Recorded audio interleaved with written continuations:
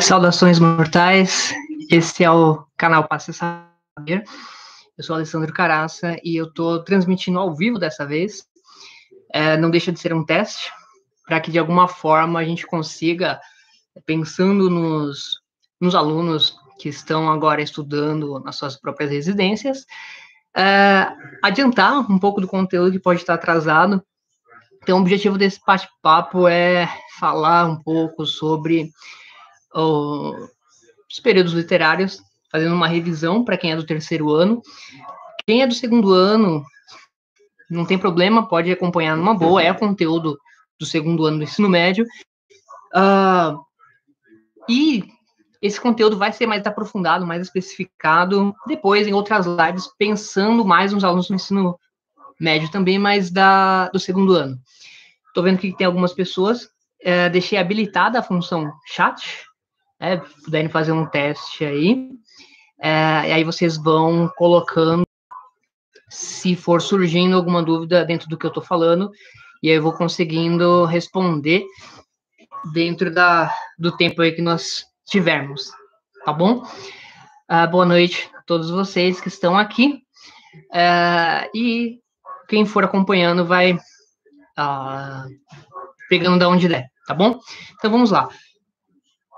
Quando a gente começa a falar do romantismo, a gente está entrando no que nós chamamos de literatura moderna, ok? Então, pensando em tudo que veio antes, muito rapidamente, a literatura que surge, em primeiro momento, como uma coisa que é, ao mesmo tempo, religião, música e texto literário, essas três coisas são uma só. Boa noite. Legal, Geraldo Madeira entrando agora. Pessoal dos terceiros atuais, que bom, que gostam das aulas. Então, vamos lá. A literatura, em primeiro momento, surge como uma coisa só, que ao mesmo tempo abarca a religião, a música e o texto. Ok? Então, essa perspectiva que começa lá no século VIII a.C., que por ter essas três funções, ela é uma verdade revelada, então ela tem uma função de explicar aquilo que não tem explicação, que é a função do mito, a função mítica. Fernando Pessoa dizia que o mito é o nada, que é tudo, que o mesmo sol que abre os céus é um mito brilhante e mudo. Então, boa noite a todos que estão chegando agora. Então, relembrando, essa perspectiva e essa ligação dessas três coisas vão perdurar durante séculos e séculos e séculos, até o Barroco. Então, só no Barroco que a gente começa a ter uma literatura profana. Então, todos os períodos literários, eles vão sendo, de alguma maneira, confrontados um com o outro, numa briga eterna entre razão e emoção. Então, essa função mítica, por estar ligada à religiosidade, ela está ligada intrinsecamente à emoção. Então, no mundo grego, nós precisamos pensar que todos aqueles mitos são verdade absoluta. Do século VIII até o século I a.C., onde começa uma literatura romana, e essa literatura romana parte por um viés mais de razão, mais racional. Então, é o primeiro confronto racional. Depois que nós entramos na literatura medieval, volta novamente um mundo dentro do sentimental, do emocional. E aí a gente vai, quando nós rompemos com um retorno ao mundo clássico grego, racional, a gente quebra para um barroco que briga entre razão e emoção, mas fica ainda com um viés mais emocional. Depois cai para um classicismo, um neoclassicismo, retomando de novo um mundo latino, um mundo grego, de novo racional.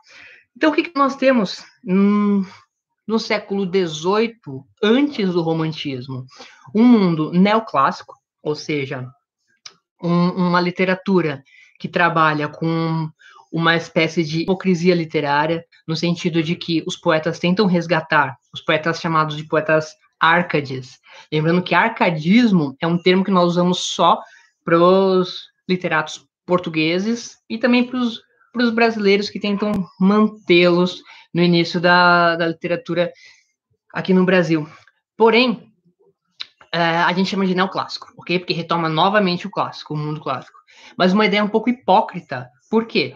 Porque os escritores usavam as máximas do Virgílio, que é um poeta romano do século I, de uma obra chamada As Bucólicas, que nós chamamos de máximas latinas, que é você fugir da cidade, ir para o campo, abandonar o que você tem demais, tem de sobra, ter uma vida simples e tudo mais.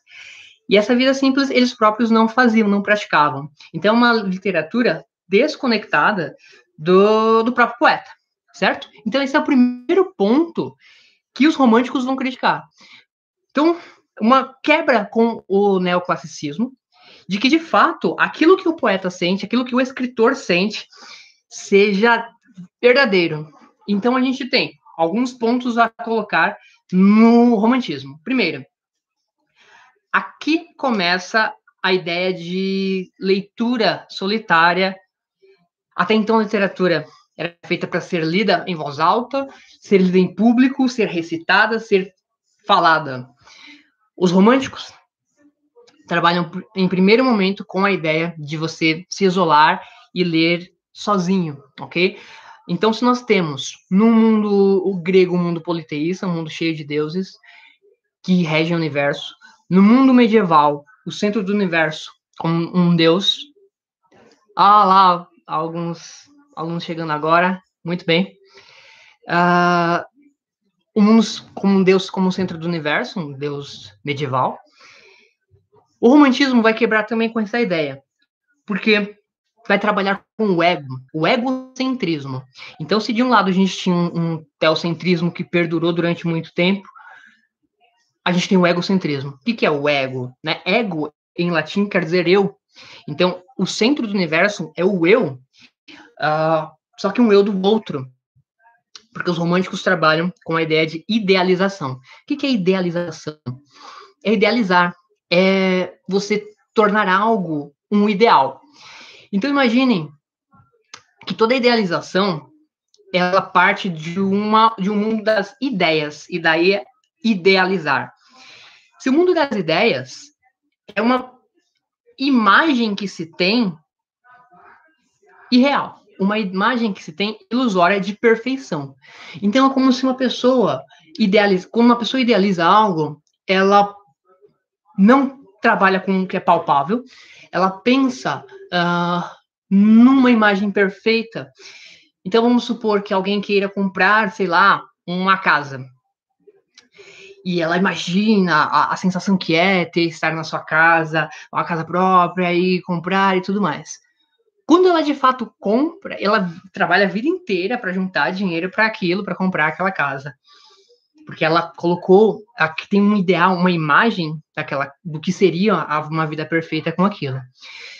Quando de fato ela junta durante, sei lá, 20, 30 anos o dinheiro para comprar, e de fato adquire e compra, e aí ela começa a ver defeitos, e aí o encanamento tá ruim, e aí a parte elétrica tá zoada, e ela não consegue ter uma vida boa, porque aí tem as contas e tem tudo mais, e ela quebra a idealização. Ela pensa, puxa, não era o que eu pensei que fosse. É a mesma coisa que você idealizar.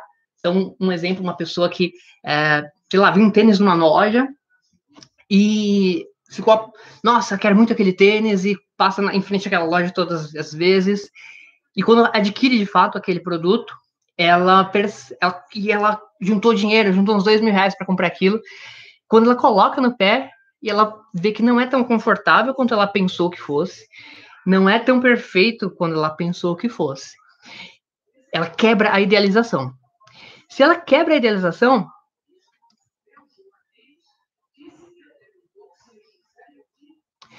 platonismo, tá bom. O platonismo é essa idealização que a gente fala de... Eu estou vendo aqui uma pergunta de um de vocês. Idealização, quando a gente fala de idealização romântica, a gente fala de um termo que aparece no romantismo, que é o amor platônico. Por que é um amor platônico? Vamos chegar lá.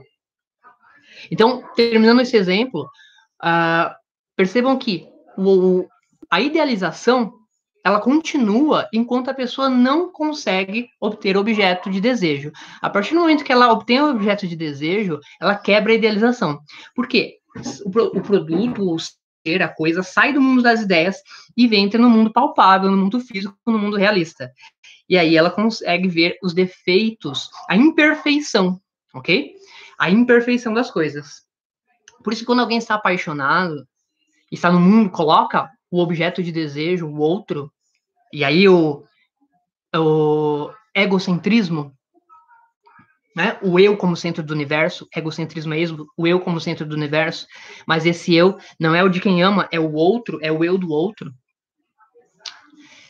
Vai permanecer como centro do universo, vai permanecer um amor idealizado, que também é chamado de amor platônico, enquanto ela não obtiver o outro, enquanto os dois não ficarem juntos, como Romeu e Julieta. Ok? Então, em todo romance romântico, a gente já vai falar desse gênero que aparece, todo romance romântico é preciso que aconteça uma separação, alguma coisa tem que impedir os dois, o casal apaixonado, de ficar juntos. Eles não podem ficar juntos em hipótese nenhuma. Então, pode ser uma guerra, pode ser uma família, as famílias rivais, inimigas, mas é preciso que não aconteça a consumação do ato em si. Os dois não podem ficar juntos. Por quê? Porque se por acaso o casal apaixonado se mantivesse junto, ficasse junto por muito tempo, se casasse e passasse a se conhecer de fato, e aí começaria a ver as imperfeições. E ao ver as imperfeições do outro, começa-se a pensar, nossa, mas você mudou, você não era como você era antes. Mudou coisa nenhuma. Você é que começa a ver como a pessoa é de verdade, e não que ela tenha mudado, mas você começa a perceber que ela não é como a ideia que você imaginou que ela fosse, ok? O amor platônico tem esse nome por causa do Platão mesmo, o filósofo grego do século V a.C., que em alguns dos seus livros, trabalha com uma ideia de um outro plano.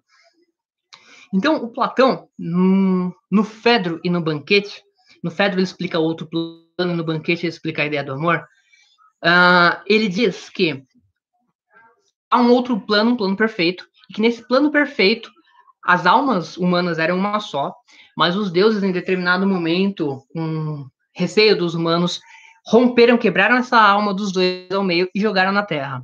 Ao jogar as duas almas na Terra, elas são separadas, são as duas metades da laranja, e elas precisam encontrar o outro. Então, só quando as duas almas reencontrarem o outro, e essa que é a estrutura do romance romântico, quando as duas almas se encontrarem umas às outras, uma outra, e então as duas perceberem que, de fato, são o outro, né? Aí sim, elas podem ficar juntas, mas não neste plano. Elas precisam, então, voltar para o outro plano para voltar a ser uma só. Para que isso aconteça, então, elas precisam necessariamente morrer. Ok? Essa é a ideia de alma gêmea. Muito bem. Deixa eu ver aqui se tem alguma questão. Então, o amor platônico é um amor onde eles não podem ficar juntos. Não podem ficar juntos. Para que eles fiquem juntos, eles voltarem a ser a mesma alma, eles precisam morrer. E aí a gente entra na temática maior do romantismo, que é a morte. Então, o objetivo de todo romântico é morrer. Ok? Então tá. Se o objetivo de todo romântico é morrer, essa ideia de alma gêmea, o amor platônico não é amor de Platão. O amor platônico é um amor que é definido pelo Platão. Então, na ideia dos planos do Platão, que ele discute no Fedro, e a ideia do banquete, no banquete de Platão, ele explica, ele coloca os personagens explicando, obviamente ele não é um personagem da própria obra.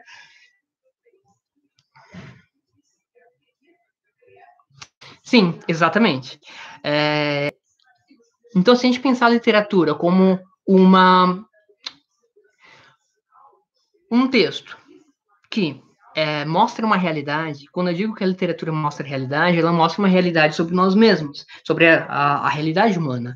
Então, isso, de fato, nos faz entender muita coisa. A gente idealiza tudo, né? Às vezes nós idealizamos nós mesmos, idealizamos uma aula online, e aí daqui a pouco a pessoa começa a falar de cubo mágico, e aí quebra a idealização. Então, tudo isso acontece. Voltando à ideia da morte como a temática do Platão não, também né? Porque a ideia de outro plano exige isso. Como temática do romantismo, a primeira obra literária do romantismo, Os Sofrimentos do Jovem Werther, que trabalha com isso, fez com que o público, e vejam, aí começamos a pensar também o quanto que o texto influencia naqueles que o leem. A reação do público diante do texto. Porque Os Sofrimentos do Jovem Werther, ao ser lido, fez com que as pessoas absorvessem de tal forma essa ideia que acabaram se matando. Então, para o romântico, se você chegou aos 20 anos, 18, no máximo 19, e não encontrou ainda a sua alma gêmea, você tá velho. Então você já desperdiçou a sua vida muito e já estava na hora de morrer, passou da hora de morrer e você não morreu ainda, então você tá já fracassando. Deixa eu ver aqui. O amor platônico.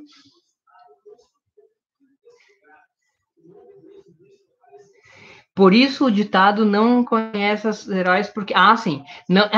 Não só esse ditado não conhece os seus heróis porque eles não são perfeitos, mas não conhecer a cozinha do restaurante, né? Porque se você vê a cozinha do restaurante, então você...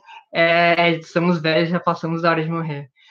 Você não vai comer a comida, porque você vai ver como que ela foi feita, né? Então, tem todo esse processo.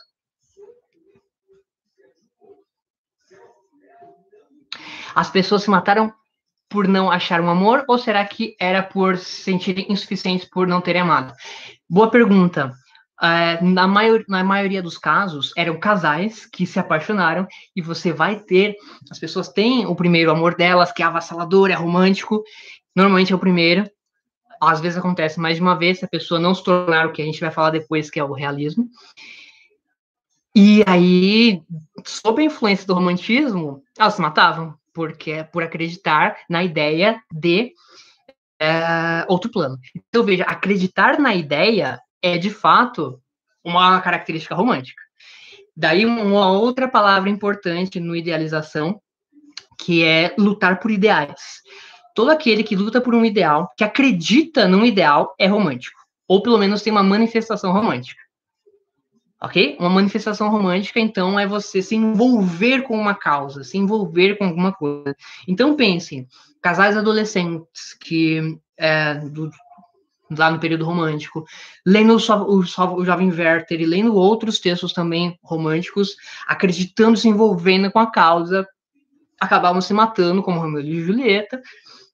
E aí é preciso abrir um parênteses e fechar entre Romeu e Julieta, porque Romeu e Julieta não é um texto romântico, é um texto do Shakespeare, então é um texto clássico. O Shakespeare, quando ele faz isso, ele não está fazendo um texto romântico, ele está fazendo uma tragédia. O Shakespeare é renascentista. O que o renascentismo faz? Resgata alguns gêneros gregos também, e ele resgata uma tragédia grega. Ok? Lembre-se que na tragédia grega, o herói se descobre naquilo que ele realmente é. Os dois se descobriram românticos. Então, todo o gênero também antecipa alguns elementos. Então, ele está à frente da sua época, o Shakespeare. Tudo bem? Vamos ver se surgiu alguma dúvida até aqui. Literalmente isso. Ok? Acredito que está respondida essa questão de por que eles se mataram. Assim, dentro dos romances românticos, acho que eu nem vou precisar fazer outra live porque a gente tem tempo ainda, para os segundos anos, já que a gente está falando bastante do romantismo, a não sei que seja para tratar das obras. Dentro disso, essa de não ter amado é complicado, porque dentro dos romances românticos há uma outra figura que é o coitado, a coitada que segura a vela. Então, às vezes, aparece um personagem que se apaixona por um protagonista ou por uma protagonista, mas ela não é a outra metade, e ela fica ali segurando a vela, ajudando o amigo, levando as correspondências, como é o caso de uma personagem em Amor de Perdição, no Camilo Castelo Branco. Então, ela fica ali, ela acaba se matando também, mas ela não vai para outro plano esperar ninguém, porque ela está condenada, coitada. Então, isso também acontece. Faz sentido? Não tem como se ter um amor perfeito em um mundo imperfeito. Claro, a literatura nos mostra o mundo imperfeito. Esse mundo de perfeição romântica, ele de fato está no mundo em que é corrompido. Esse mundo não serve, o mundo perfeito é o outro, então precisa se voltar ao plano perfeito. Muito bem.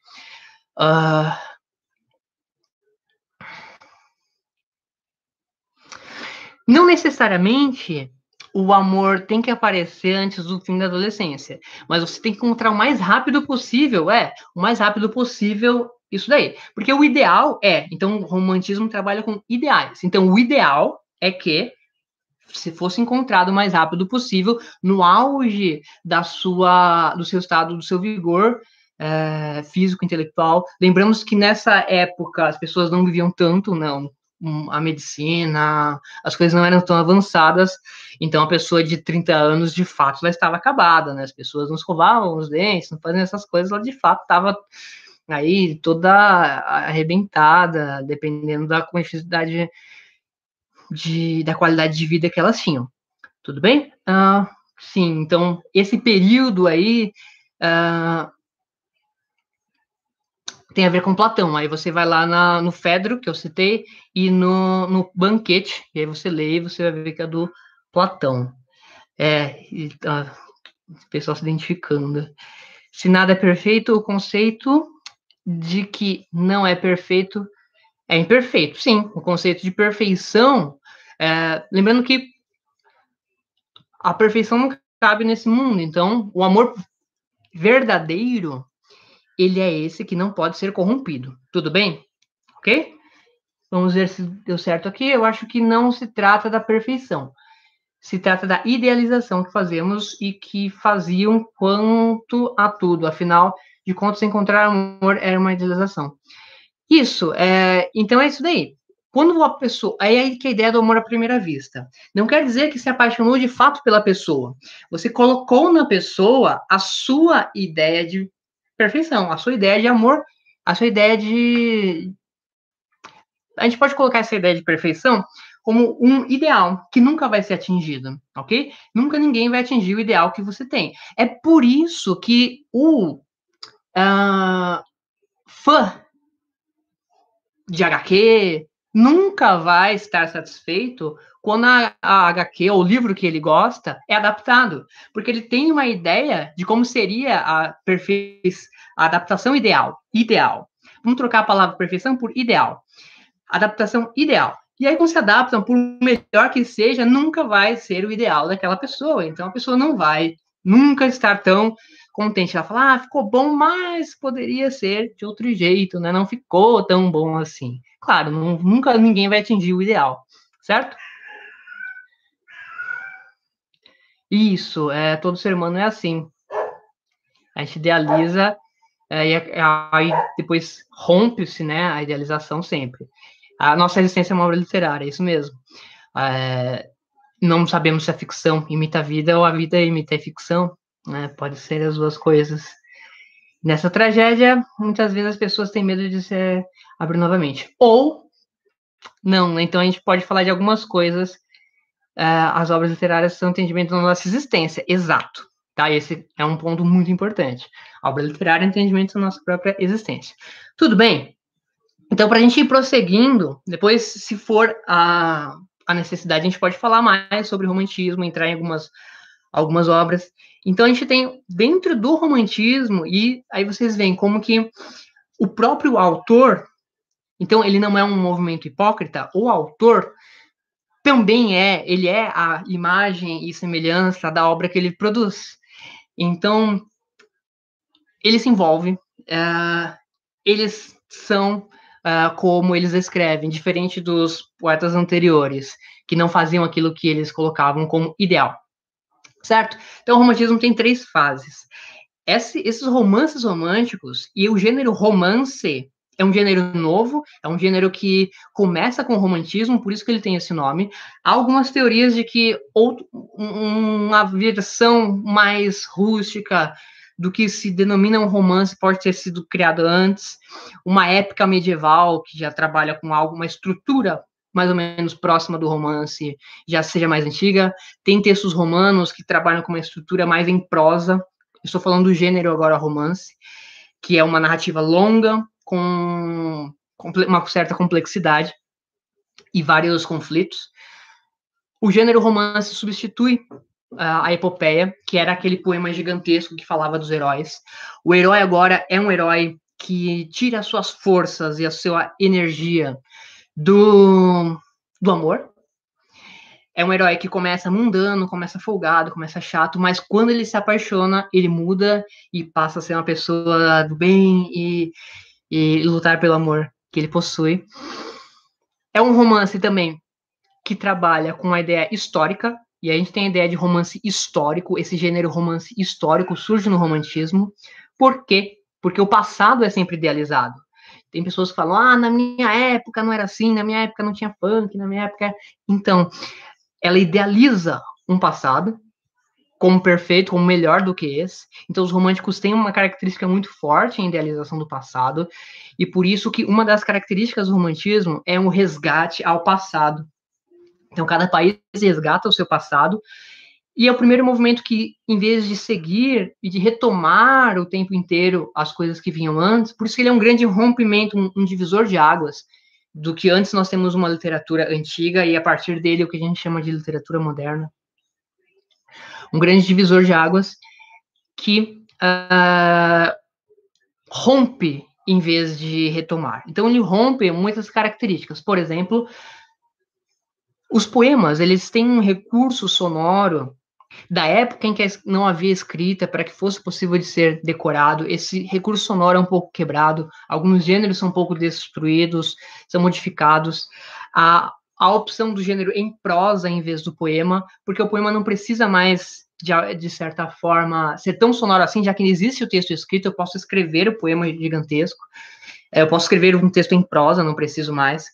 O texto não é mais para ser lido em voz alta, ele é para ser lido sozinho e solitário, dentro do sofrimento que o romântico possui. O romântico sofre, o romântico gosta de sofrer, ele ama o sofrimento, porque o sofrimento é como se fosse um sofrimento purificador, é como a ideia de mártir, sofrer por uma causa, lutar por algo.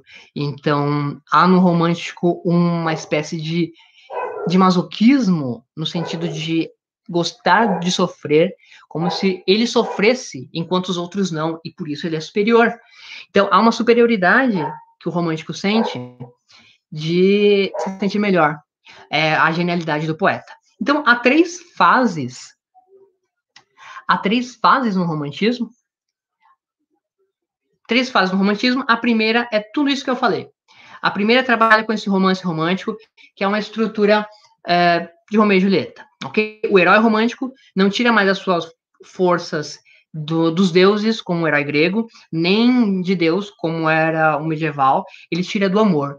Então, o amor faz com que todo esse sofrimento possa ser colocado em guerra, como acontece com Eurico o Presbítero, é colocado em guerra e se torna uma figura que luta, ou para salvar as pessoas que amam. Então, daí que ele tira energia. Muito bem, essa é a primeira fase romântica. A segunda fase do romantismo é uma fase mais sombria e mais terrível, em que aparece o movimento egótico, e ele vem desse ego, mas depois esse E acaba caindo e fica gótico. Os dois termos estão corretos. Esse movimento egótico trabalha com uma profundez maior no romântico, pensando que há uma paixão muito avassaladora pela morte, e se nós pensarmos em duas almas que precisam se encontrar, precisam estar juntas para voltar para outro plano, o que aconteceria, então, se uma dessas almas não estivesse aqui? Então, a gente começa com a ideia dos monstros românticos, e esses monstros românticos, e o gênero de terror em si, surge dessa perspectiva. Por que surge o gênero de terror? Porque o texto romântico precisa do envolvimento do leitor. Então, para você entender um texto romântico, é preciso necessariamente que você esteja se envolvendo com o texto, que você sofra com o que está acontecendo, você acha aquilo legal, você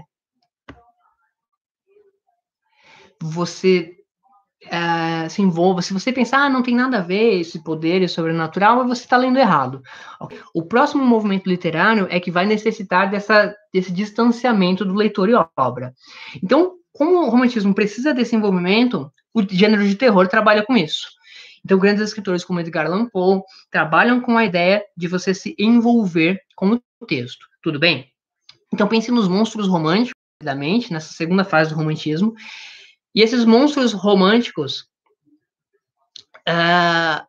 se nós pensarmos num Frankenstein, da Mary Shelley, que é um personagem que foi criado artificialmente e que ele não tem um outro, porque o cientista que o criou, usando partes do cemitério, partes humanas, fez um ser, e ele passa, o Frankenstein, um monstro, o romance inteiro atrás do cientista, para que o cientista crie uma mulher para ele, porque ele está sozinho no mundo, ele não tem a outra metade dele para chegar no outro plano.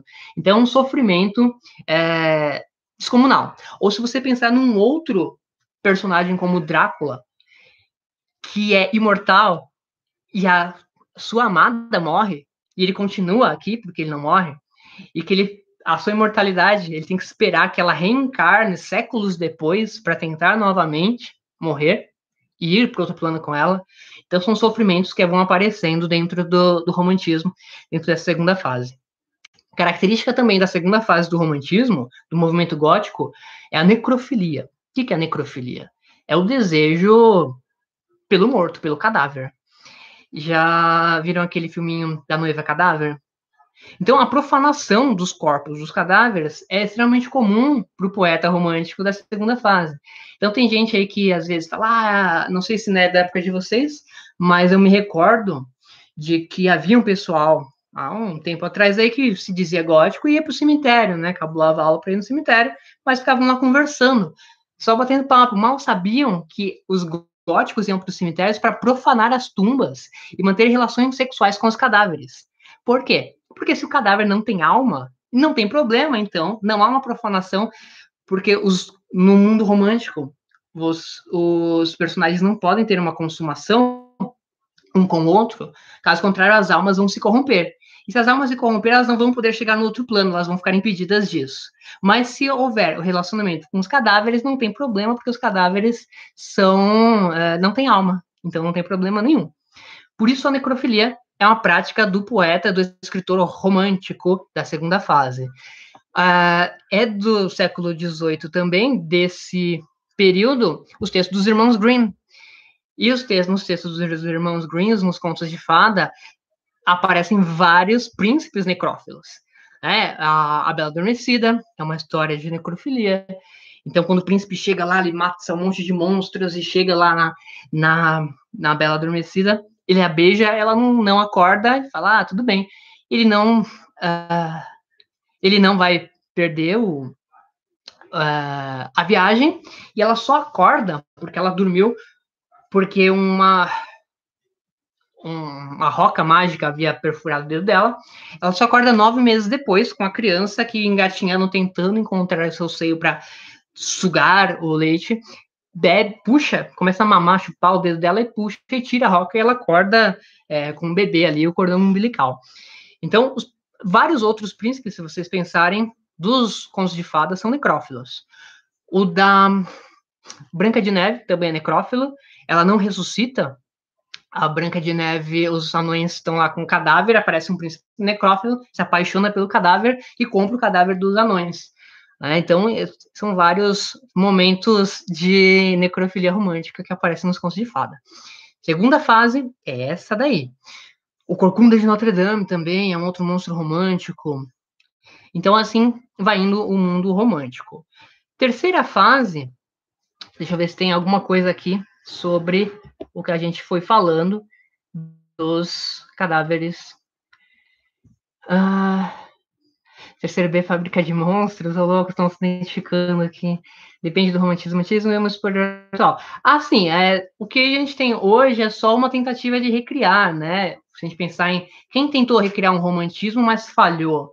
Falhou por quê? Porque não seguiu. Por exemplo, aquele da como que é o nome daquele Crepúsculo, tentou criar um ambiente romântico com uma impossibilidade dos outros ficarem juntos do início, né? Mas depois chutaram o balde e descambou.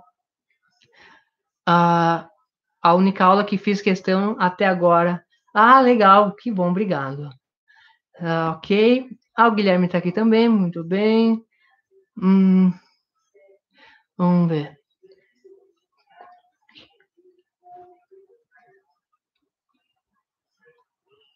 É verdade, né?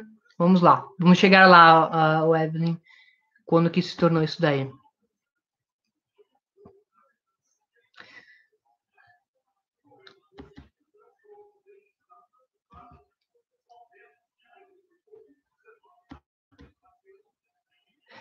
Se não gostar do texto quando ele é um clássico, é porque você leu errado ou ainda não tinha os pré-requisitos para entendê-lo. Isso é super normal, tá? Às vezes o texto faz muitas citações de coisas que você não leu e não tinha como você compreender. Então isso aí é natural. Por isso que você precisa de uma aula de literatura para te mostrar o que você tem que encontrar nesse texto. Tá? Que é o que a gente vai fazer com os textos dos vestibulares, dizer o que você tem que encontrar ali, no que ele está se baseando e por que tem que ver aquilo e para qual motivo, né? É verdade. Então, quando a gente fala de mundo atual e outros movimentos, a gente tem que trocar as lentes, né? Começar a pensar com as lentes daquele movimento, daquela época. Então, é assim, primeiro você lê o livro com as perspectivas daquela época, e só depois você compara e vê se gosta ou não, se tem a ver ou não com os seus ideais. O que não pode fazer o contrário, você ir para a obra pensando no que você gosta, no que você quer, e aí aquilo não, aí você está idealizando o que tinha que ter lá. Então você não pode idealizar. Você tem que ir com a visão que tinha que estar, ok?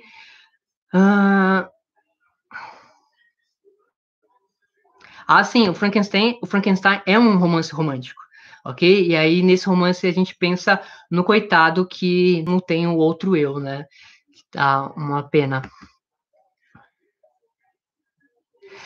Foi enganada. Nos Contos de Fada, a Disney mudou um pouquinho, né? Deixou um pouquinho mais bonitinha, mais palpável para as crianças. Mas tem o filme da Noiva Cadáver, né? A Noiva Cadáver não tá viva? Não, aquilo lá, aquele desenho é uma metáfora da necrofilia, tá? Aquele desenho é uma metáfora da necrofilia. Agora me fugiu o nome do Tim Burton. O Tim Burton é um cara fanático pelo movimento gótico. Você percebe que todas as produções do Tim Burton trabalham com isso. Tem um videozinho dele que eu passo em aula, não passei porque é verdade, vou postar lá na plataforma dos alunos do segundo ano, que é o primeiro curta que ele fez, e ele fala põe um personagem, uma criança romântica, é bizarro, lendo um texto lá do Edgar Allan Poe e se envolvendo, é muito legal. Então, trabalha com isso também. E a Noiva Cadáver é dele. Então, uma metáfora disso.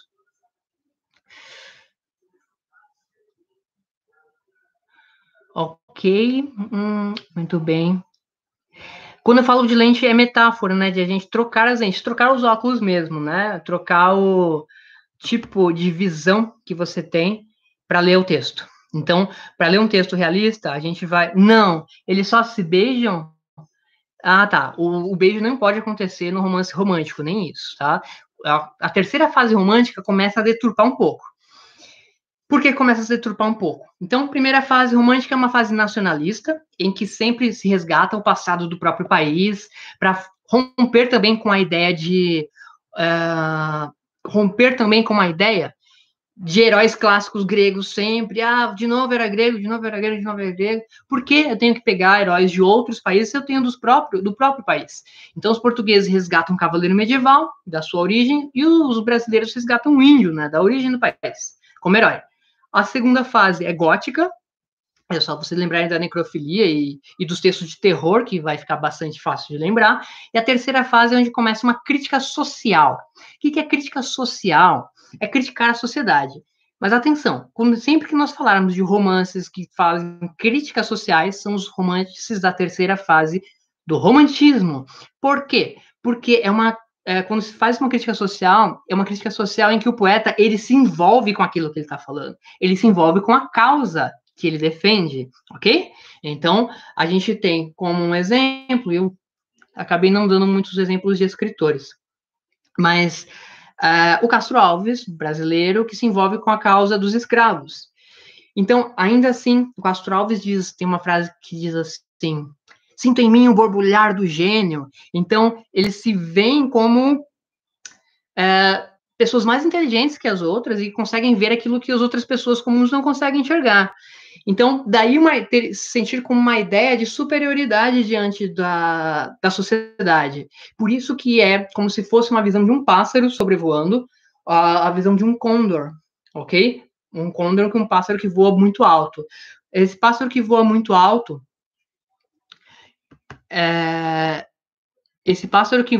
alto, ele tem uma visão privilegiada. Se ele tem uma visão privilegiada, ele consegue nomear essa terceira fase chamando de condoreirismo. Okay? Então, condoreirismo é a visão de cima de uma sociedade. Mas atenção, é uma visão de cima da sociedade, mas uma visão que se envolve, tá? Uma visão envolvida com aquilo. No Navio Negreiro, que é um poema que o Castro Alves vai falando, ele começa falando lá de cima, mostrando o barco pequenininho e todo o mar, e depois ele vai chegando perto e começa a falar e mostrar o que está acontecendo lá dentro. Nos dá a entender que é como se fosse um pássaro que está sobrevoando e que entra e desce ali para começar a mostrar todo aquele estrago e aquele sofrimento. Tudo bem? Crítica social. Então, romantismo tem 3 fases. A primeira é nacionalista, a segunda é gótica e a terceira de crítica social, certo? Crítica que se envolve. Muito bem, agora sim, a gente sai do romantismo. Romantismo é importante porque ele rompe, ele começa a romper. A partir de agora, daqui a gente tem, então, o século XVIII, metade do século XIX, o romantismo tem como pano de fundo a Revolução Francesa, em 1779, até 1850, ele praticamente reina na literatura e não tem concorrência. O leitor fica acostumado com o romance romântico, fica lendo romance romântico o tempo inteiro, e essa ideia o tempo inteiro. Vamos lá? Ok, isso.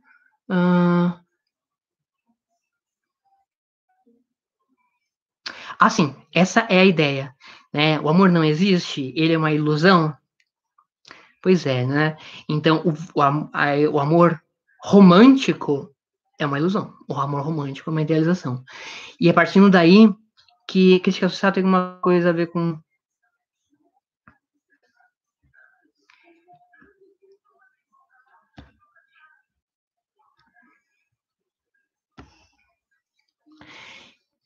Então, é isso daí.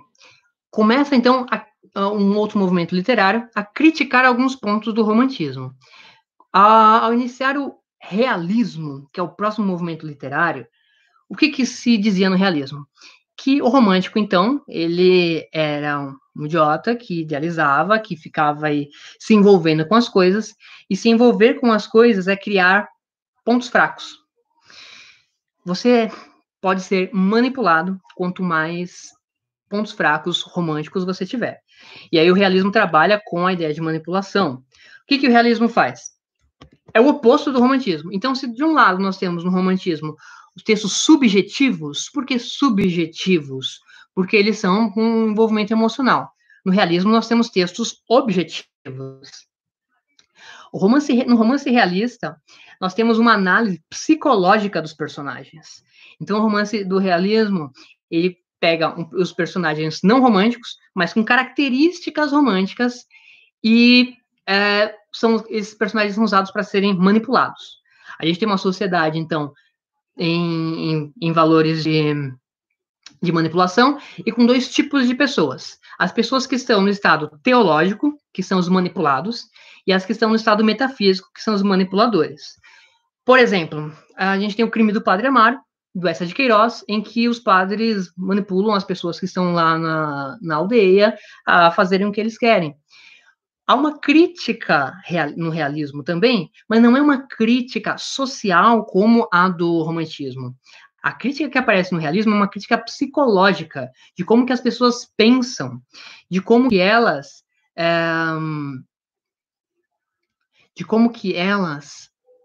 se comportam na sociedade, mas sem mostrar o porquê que isso acontece. É só uma observação, tudo bem? Então, o realismo trabalha com a observação da realidade, ok? Mas e o amor próprio? Você auto-idealiza também? É possível. É possível. É possível que se crie, e no realismo a gente trabalha bastante com isso, com uma certa... depois a gente vai falar um pouco mais a respeito, mas com a ideia que se quer que o outro tenha. Então, o realismo, sabendo que o romântico se envolve, ele cria uma ideia para o outro. Então, a forma como se mostra é a forma não que se é e nem que se idealiza, mas a forma que se quer que o outro pense que você seja. Então, ao saber disso, então pense no realista como uma pessoa que, o indivíduo, o personagem, o que quer que seja, que passou pelo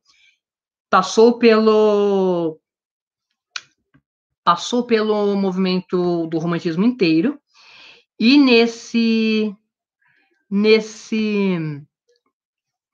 movimento aprendeu, né? A pessoa que sofreu, quebrou a idealização e falou: ah, não quero mais saber disso daí, já sei como é que funciona, agora eu vou manipular o outro. E nessa de manipular o outro é isso, é criar a imagem que se sabe que é tentadora, a imagem que se sabe que é desejável, a imagem que se sabe que é atrativa, ok? Então, o romantismo trabalha com isso. Há sempre um personagem que é genial, esse personagem realista manipula todo o ambiente em que ele está, aparece nesse movimento literário a ideia do romance policial. O romance policial foi criado por um escritor romântico, que é o Edgar Allan Poe. Esse Edgar Allan Poe, novamente, o gênio antecipa o movimento em que ele está, então, mesmo sendo romântico, ele cria primeiro o conto de terror e depois o conto policial. O conto policial trabalha com dois personagens. Isso também é uma coisa que o Poe inventou, mas que depois continuou sendo usado nos romances realistas, que acontece um duelo mental, um duelo de inteligências. Então, ou podem ser dois manipuladores, ou dois de qualquer forma, mas há uma briga intelectual. E nessa briga intelectual, vence aquele que for mais realista. Aquele que, por algum momento, tiver alguma característica romântica, vai perder. O personagem que insistir em manter alguma característica romântica no romance realista, ele vai morrer. E não vai morrer porque ele é romântico e está idealizando isso para se matar. Ele vai morrer porque ele não serve para aquele mundo. Ele não serve para o mundo realista. Então, é um personagem fraco, vai ser manipulado e vai ser cortado da obra, ok?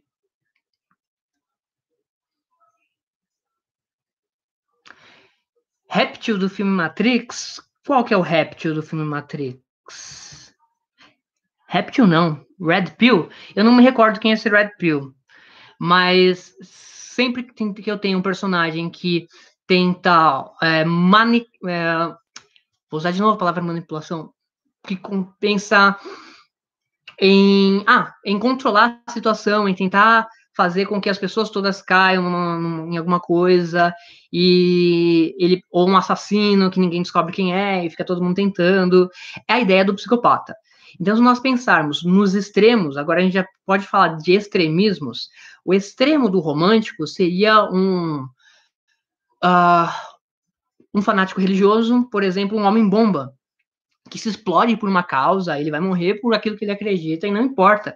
Você nunca vai conseguir convencer o romântico do contrário daquilo que ele acredita, ok? Por isso que não importa, quando a pessoa está apaixonada, você falar que tentar dizer, mostrar para a pessoa que aquela pessoa não presta, ou coisa do tipo, que ela nunca vai perceber, ok? Ela nunca vai entender, porque quem está sob o efeito amoroso não consegue enxergar a razão. Então, razão é uma característica realista, tudo bem? Então, a ideia de gênio do bem e gênio do mal aparece nos romances realistas. dois personagens muito inteligentes, por exemplo, Ellie Kira, ou Sherlock Holmes e Professor Moriarty. É um duelo mental que acontece ali. Tudo bem? Saindo do movimento do realismo, deixa eu ver se tem alguma coisa. Aquele que é fraco se cria a imagem. Aquele que é fraco se cria a imagem de forte. Como assim? Como assim? Eu não entendi essa pergunta. É uma afirmação. A Cartomante do Machado de Assis é um texto, sim, realista, e porque assim, o personagem não estava se envolvendo, no momento que ele se envolve, ele perde, ele está fora.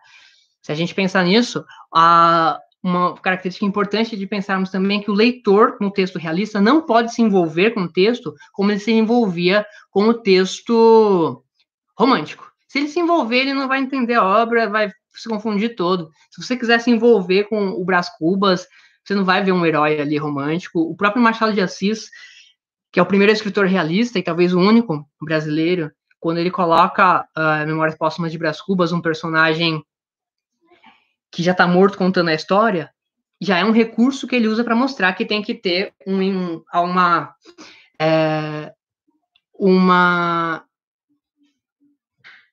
separação com a obra. Então, é um distanciamento que você precisa ter. Jogos Mortais é um filme, uma série de filmes realista. Se você se envolver, você não consegue assistir, né? Então, você precisa ter uma visão realista para conseguir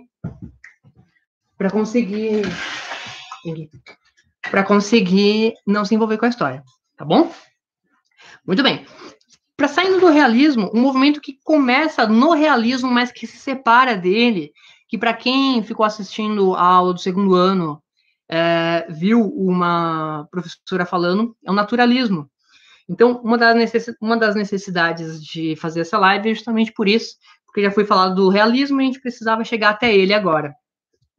O realismo começa com os escritores que tentaram ser realistas, mas não conseguiram.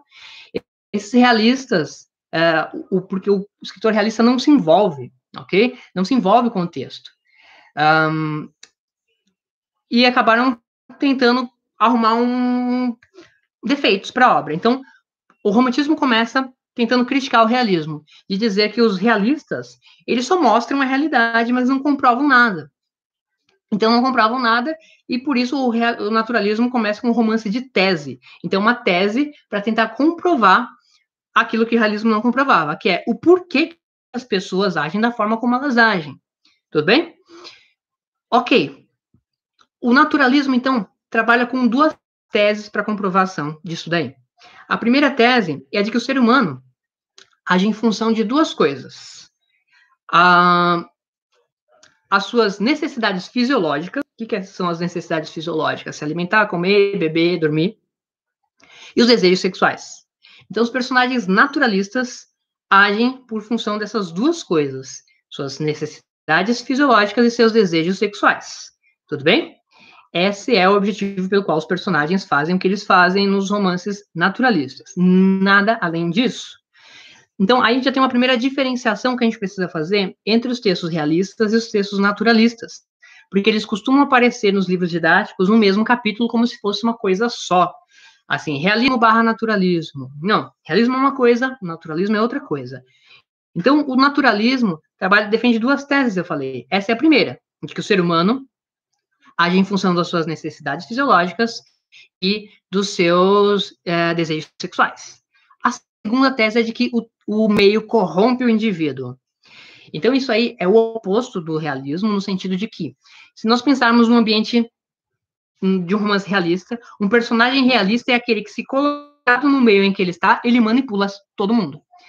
O personagem naturalista é aquele que, se colocado num meio, ele vai começar a agir igual aos outros que lá estão.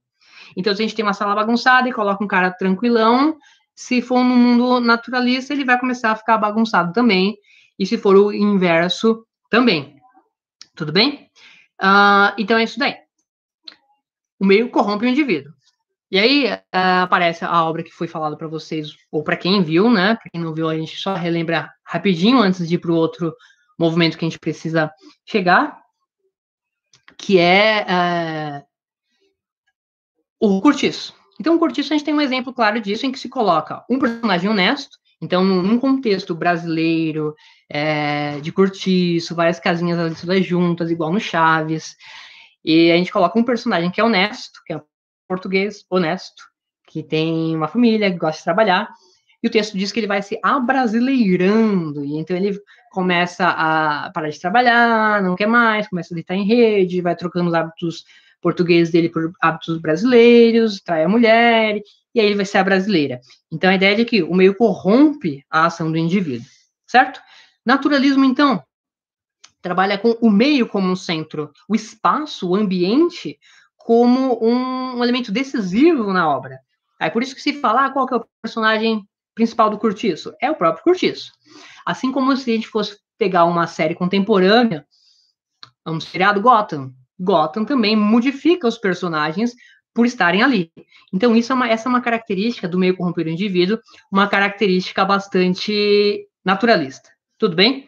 Os romances naturalistas, o leitor também não pode se envolver. Se ele se envolver com o texto, ele não consegue ler, porque vai usar uma linguagem mais chula, vai ser um pouco nojento, não vai ser uma coisa idealizada e bonita como o romantismo, vai ter o pessoal imperfeito, né, com as relações sexuais, as necessidades fisiológicas sendo feitas, a pessoa ali, e descreve tudo isso daí.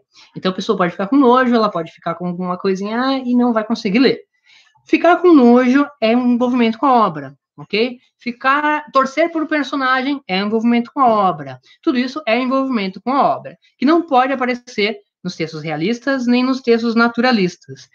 Nos textos realistas, você tem que analisar o psicológico dos personagens. No texto naturalista, você analisa a tese que é defendida. Essa tese defendida pelos personagens desses elementos que eu falei. Tudo bem? Vamos ver se tem alguma coisa aqui. Aí depois falta só mais um movimento para a gente chegar ao início do que eu quero, que é o pré-modernismo. Tudo bem? Cartomante, falamos.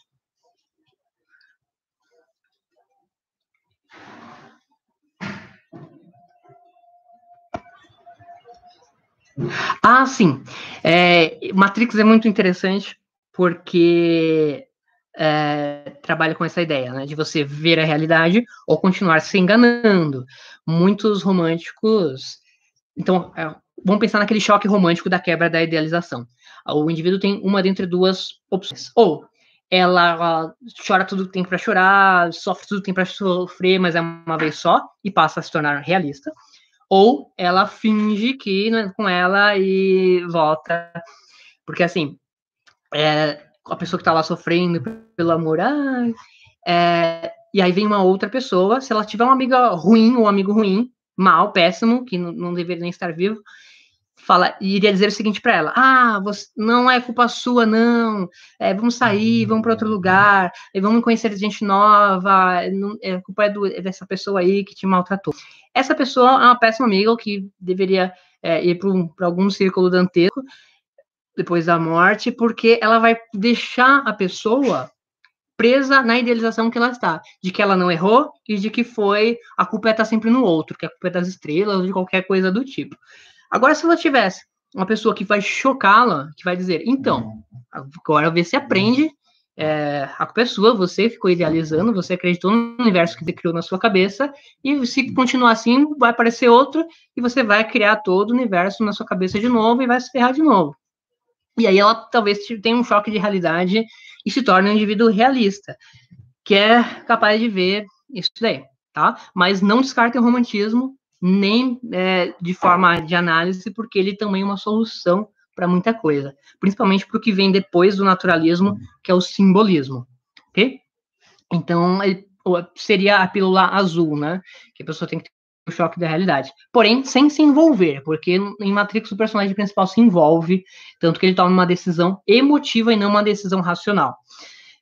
Por isso que, por essas questões de envolvimento, o médico, por exemplo, não pode operar um paciente em primeiro grau, né, parente em primeiro grau, porque ele pode tomar uma atitude emocional romântica em vez de uma atitude racional.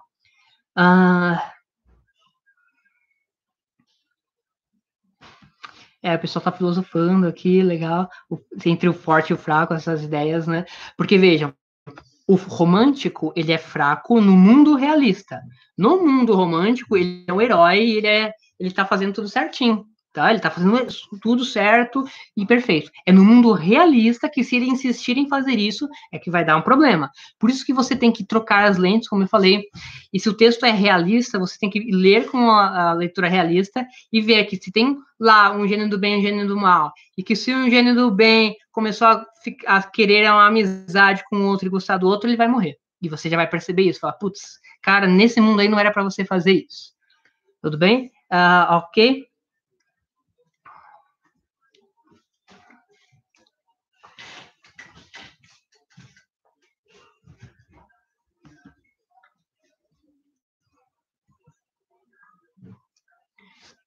Ok.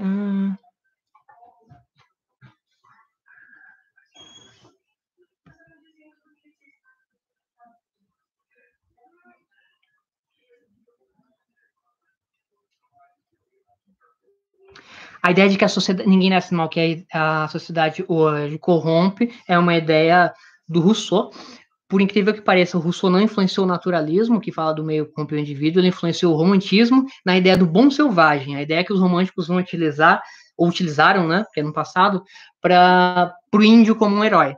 Porque a ideia de que eles não faziam parte de uma sociedade, né, como se o mundo indianista não fosse uma sociedade, e aí por isso ele é perfeito, ele é um herói perfeito. Uhum. Mas é daí que vem mesmo essa ideia de meio corromper o indivíduo e tal. É isso daí. Sim, o Machado de Assis fazia textos românticos e depois realistas. Ele pegou um período romântico e depois o realismo. A explicação que a gente dá para isso daí, né, a gente fala, ele evoluiu o texto. Claro, evoluiu o texto, mas se a gente pegar na vida dele, perceber que a partir do momento em que ele tem um emprego estável, se torna um funcionário público, em que ele não precisa mais vender romance, aí começa a escrever o que ele quer e falar o que ele quer e ser realista, e não importa se tem que vender ou não o livro, porque ele tem o dinheiro dele. A partir do romantismo também a gente tem essa ideia de que o autor é uma pessoa viva que precisa de dinheiro, precisa trabalhar, não é mais apadrinhado por nenhum nobre, nenhum rei, como era no passado, uma literatura antiga. Então, isso daí é um fator importante de se pensar, tá bom? Muito bem. Então, pensem agora numa pessoa. Só uma última questão aqui que eu vi. Sim, a ideia é que esses movimentos literários que a gente estuda no segundo ano do ensino médio, mas que a gente deve estudar a vida inteira, que são legais, que estão intrinsecamente ligados à nossa psique humana, à nossa realidade humana, que você seja capaz de utilizar elementos românticos na situação romântica, elementos realistas nas situações realistas e elementos naturalistas nas situações naturalistas, porque você tem que ser capaz de agir da forma certa no momento certo, o que é difícil, exige talhe, exige tempo de vida, exige treinamento, testes, erros. O que vai acontecer é que você vai se dar mal quando você colocar um no lugar do outro. É uma situação que exige uma decisão realista e você toma uma romântica. É uma que exigia uma situação romântica e você toma uma naturalista. Então, colocar uma... Aí é difícil se a gente pensar isso no talho da vida, mas é necessário. Então, claro, o ideal aqui, de novo a palavra ideal, é que, e por isso que é ideal e não assertivo e fácil de ser feito, o ideal é que você seja capaz de ser realista quando a situação exigir realismo, que você seja romântico quando a situação exigir e tudo mais. Muito bem. Agora pensa numa pessoa que foi romântica, passou por todo o movimento literário romântico, as 3 fases, depois quebrou a cara, se tornou realista, começou a manipular todo mundo, e aí viu que só manipular não era legal, quis usar sexualmente as pessoas, se tornou naturalista, e depois viu que testou tudo isso daí e chegou num estado depressivo e falou, meu, não dá, já testei tudo e cansei de tudo. E ela cai no simbolismo. Os poetas simbolistas são do finalzinho do século XIX, início do século XX. Esses poetas, esses poetas resgatam alguns elementos românticos, dizer o seguinte: não, os românticos é que estavam certos, esse mundo aqui é uma droga, eu já testei tudo e vi que não tem nada demais, e os românticos estavam certos. Há um outro plano que é o plano perfeito. Então, no plano perfeito, existe tudo que existe aqui, isso é uma ideia simbolista, existe no plano perfeito. Então, começa com a teoria das correspondências. A teoria das correspondências, essa é uma frase do Marquês de Sade: o homem nasce mal e a sociedade o limita. Exatamente. O Sade é da mesma época do Rousseau, por incrível que pareça também, e o naturalismo se baseia muito no Sade, muitas ideias do Sade aparecem no naturalismo. Muito bem. Aí tem perspectivas, né? Quando a gente fala, só falar dessa questão rapidinho, quando a gente fala de o homem nasce bom e a sociedade corrompe, ou ele nasce mal e a sociedade limita, existem tipos de pessoas diferentes, que são algumas desse lado e algumas desse. Essa que é a resposta certa. Então, tem tipos de pessoas diferentes, que já nascem, tem criança que você vê que fala, meu Deus, essa criança é má, e tem outras que não, e que acabam sendo conduzidas pela vida a se tornar daquele jeito, como a gente percebe muitas vezes, quando a gente dá aula e vê a criança, putz, essa criança era boa e virou isso daí, né? Ou vê que o cara era ruim pra caramba e virou uma coisa boa. E então, são tipos de pessoas diferentes, tá? Então, não dá para generalizar. Toda generalização é um erro. Toda generalização é um erro, ok? Essa é uma máxima que tem que pensar. Inclusive, essa própria frase é uma generalização, então, portanto, também é um erro. Certo. Ok.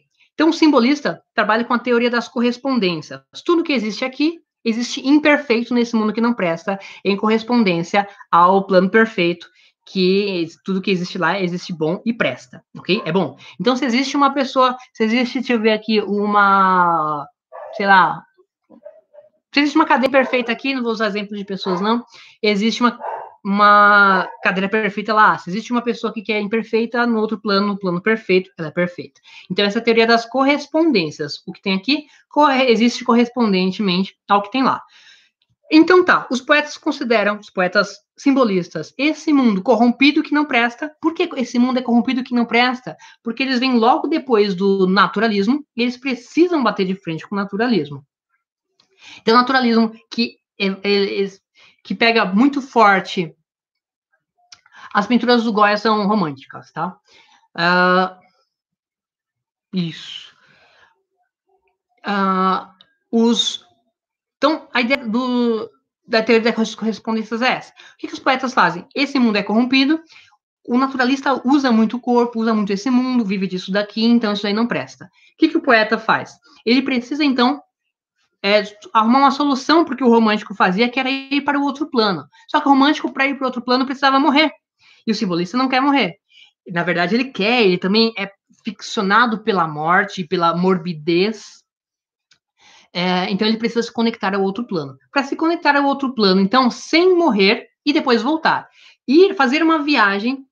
Então, outro termo simbolista que é fazer uma viagem intelectual para o outro plano, ver as coisas que tem no outro plano e voltar para cá.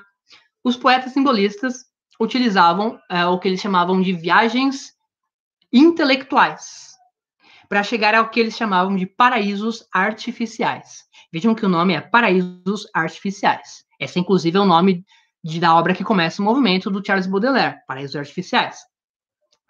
O poeta, então, por meio de drogas alucinógenas, se conectava com outro plano. Sim, o movimento simbolista é um movimento nóia, mas não é um movimento nóia de Zé Droguinha, é um movimento nóia de poetas extremamente inteligentes, fechados, é um movimento hermético, diferente dos românticos, eles não têm o mínimo interesse com a sociedade, quer que todo mundo exploda. Então, poetas com muito poder aquisitivo, muito dinheiro, fechados no seu próprio mundo, nas suas próprias ideias, no seu próprio grupo, e por isso uma característica dos simbolistas é escrever de forma rebuscada, ou seja, escrever de uma maneira bastante difícil de ser entendida por quem não faz parte desse grupo, ok? E aí o que eles faziam? Eles utilizavam alguns elementos de alucinógenos como, por exemplo, o ópio e o haxixe, de acordo com o Baudelaire, era o que era mais usado para fazer com que o corpo ficasse inerte. Por isso que é um movimento mórbido, que trabalha com a morbidez. É só lembrar dos obesos mórbidos. O obeso mórbido é aquele que o obeso fica paradão na cama, não consegue se movimentar, para que o corpo fique desativado e a mente fique trabalhando. Essa mente trabalhando vai até o plano perfeito, vê aquelas coisas todas alucinadas e tem uma dificuldade para transpor isso em palavras para escrever os poemas. Então, por isso são utilizados símbolos, ok? Os símbolos para recriar aquilo que eles estão vendo, ok? Então, aquilo que é visto dentro das viagens intelectuais dos poetas simbolistas são escritos com símbolos. E nós só conseguimos decodificar ou interpretar os símbolos analisando poeta por poeta, porque cada um dos poetas simbolistas tem os seus próprios símbolos. Tudo bem? Então tá.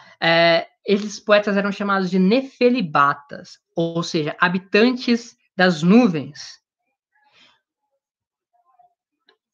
Habitantes das nuvens, ok? Tá com a cabeça em outro lugar. Então vejam como isso é oposto ao naturalismo, que usa o corpo o tempo inteiro lá. O corpo do poeta simbolista fica inerte, parado, travado, e a sua mente trabalhando.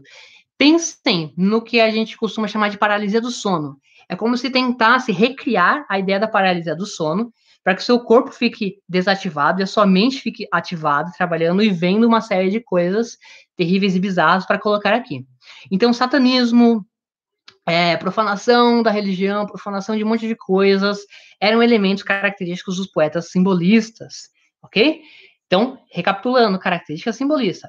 A linguagem é bastante rebuscada, propositalmente para que só quem é do próprio grupo ali pudesse compreender, então, de propósito. Vou acelerar só um pouquinho para a gente conseguir fechar todas elas.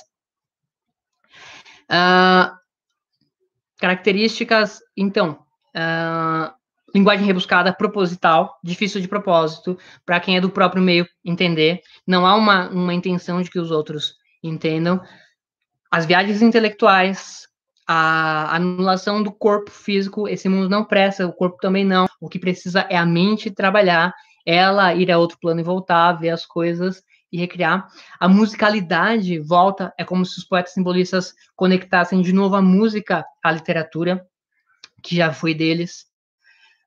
Então, vários recursos, as figuras de linguagem nos poemas. Então, é um movimento que se volta mais para os poemas também, enquanto que o romantismo, o realismo e o naturalismo se voltam mais para os romances, né, para os textos em prosa, eles se voltam mais porque é musicalizado.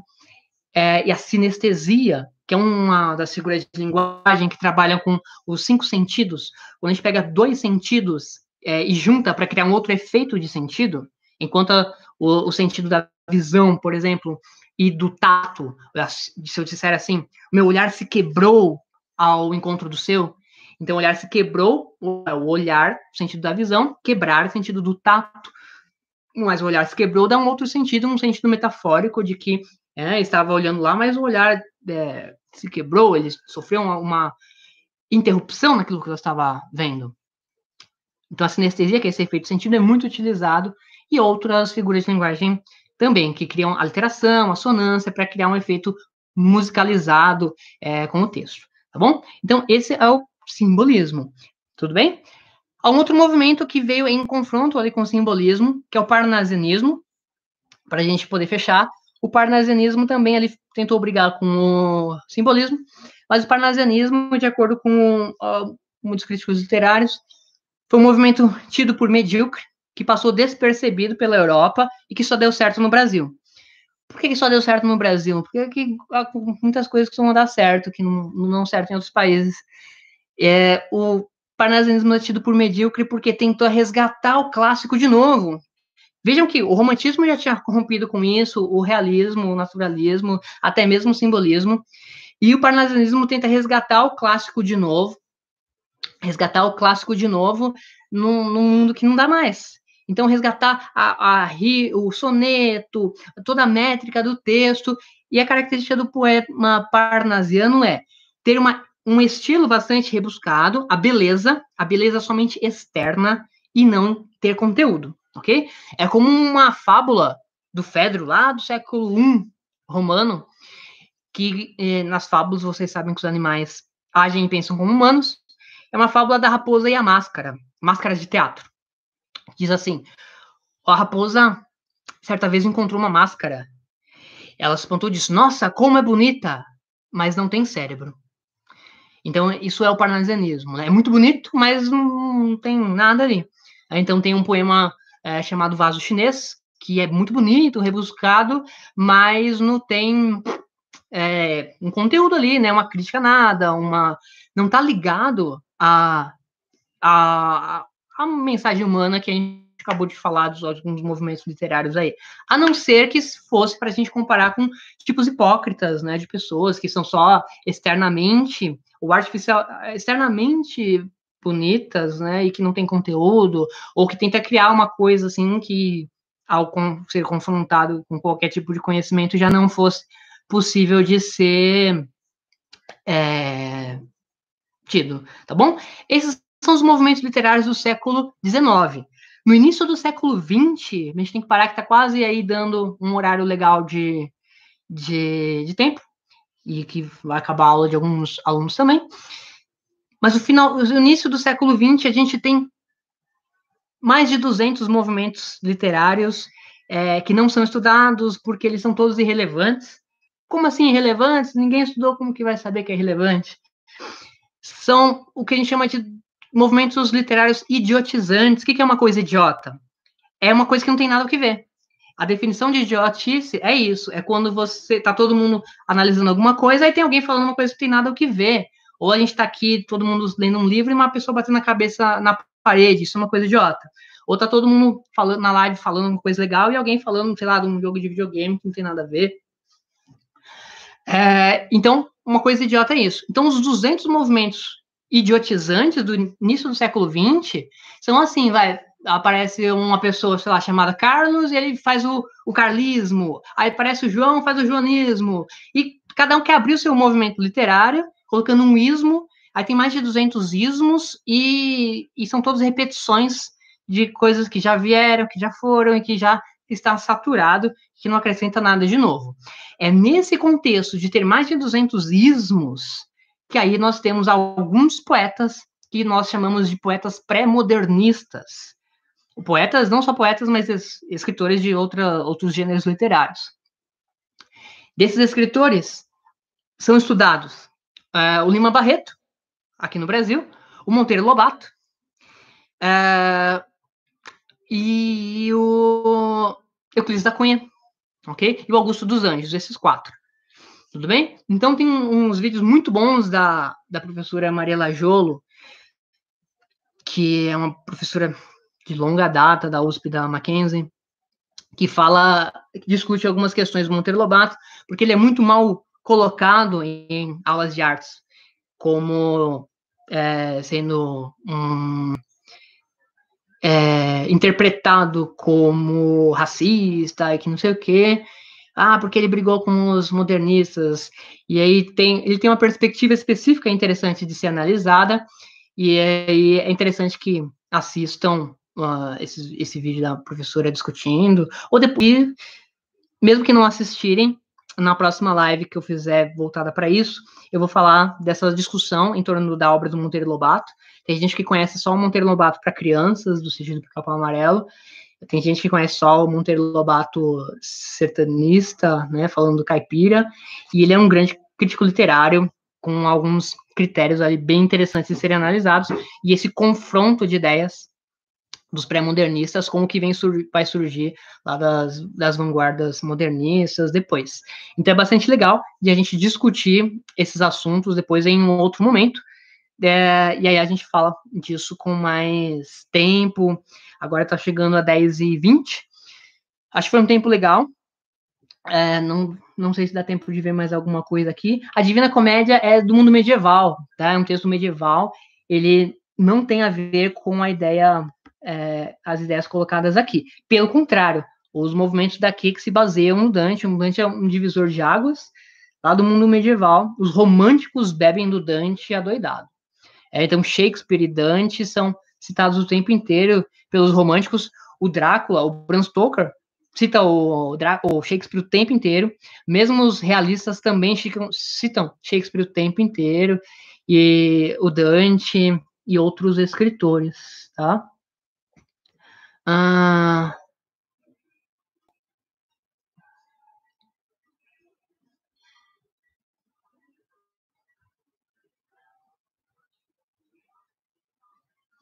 É só colocar como contrário. A gente não pode pegar um critério. Isso a gente pode fazer. Ó. Pegar um critério de romantismo, ou perdão, pegar um critério do movimento anterior e encontrar no movimento que vem depois. Agora, pegar o do movimento que veio depois e tentar encontrar antes, aí a gente não consegue fazer. Aí não dá, porque é justamente o processo inverso.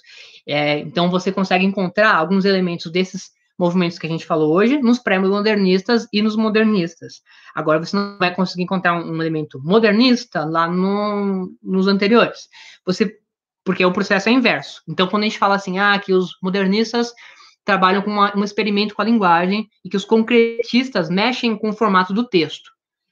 Então o pessoal do barroco já era concretista quando fazia isso? Não, esse é um elemento barroco que foi feito e excedido pelos concretistas, tá? Então é sempre o processo inverso, tá? Os românticos bebem do Dante e não o contrário. Com certeza um dos melhores atestavam para comprovar. Muito bem, então a gente fica por aqui. Foi 1h20 de live, eu espero que tenha sido possível para quem precisava, terminar uma revisão do século bem rápida, né, e sem ter entrado em nenhuma obra.